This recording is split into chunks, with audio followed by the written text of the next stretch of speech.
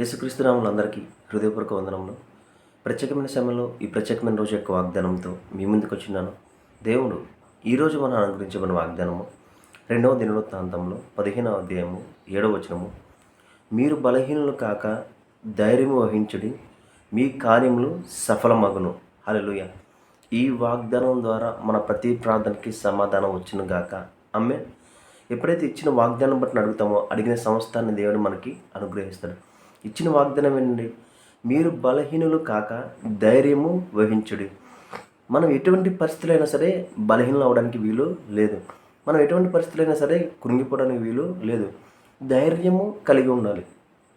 ధైర్యము కలిగి ఉండడం అంటే నజరైన యేసుక్రీస్తుని ఎప్పుడైతే విశ్వసించినావో, నజరైన యేసుక్రీస్తు నీ కొరకు మరణించి తిరిగి లేచిన ఎప్పుడైతే విశ్వసించినావో ఆ రోజు నువ్వేం కలిగి ఉన్నావో చెప్పనా?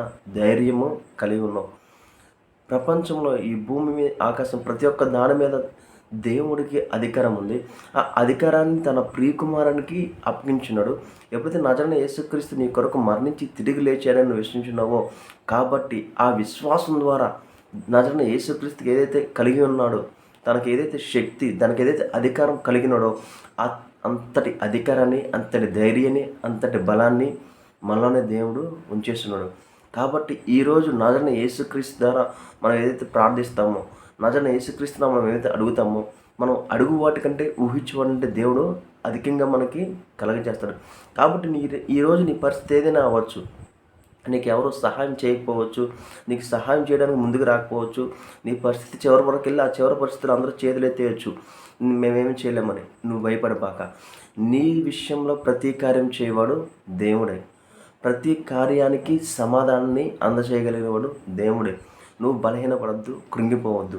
ఆ పరిస్థితిని తీసుకెళ్ళి ఎప్పుడైతే నజరైన యేసుక్రీస్తునామమున నువ్వు దేవునికి అప్పగిస్తావో ఆ పరిస్థితిలో దేవుడు గొప్ప అద్భుతాన్ని చేస్తాడు. ఈరోజు నువ్వు ప్రార్థించే ప్రతి ప్రార్థనకి సమాధానం వచ్చును గాక.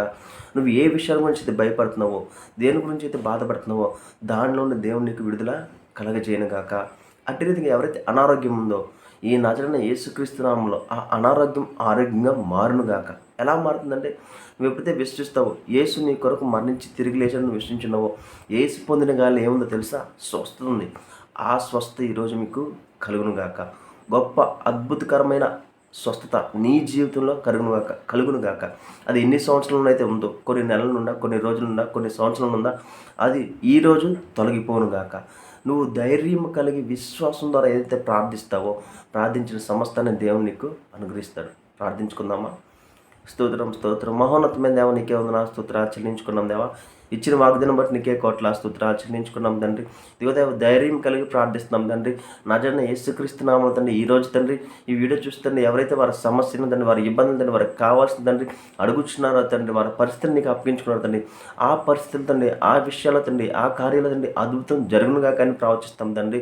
ఇదిగో తండ్రి, మేము చేసేవాడు కన్నా తండ్రి, మీరు చేసే తండ్రి బహు ఘనంగా ఉంటే తండ్రి, బహు ఆశ్చర్యకరంగా ఉంటే తండ్రి, ఆశ్చర్యమైన కార్యాలు తండ్రి ఈ రోజు తండ్రి ఈ వీడియో చూస్తున్న ప్రతి ఒక్కరు చూచునుగా కానీ ప్రవచిస్తున్నాం తండ్రి. కావాల్సిన ప్రతి ఒక్కరికి కావాల్సిన ప్రతి ఒక్క సహాయాన్ని అందచేయమని నజరైన యేసుక్రీస్తు నామమున అడిగి వేడుకొంచున్నాం తండ్రి.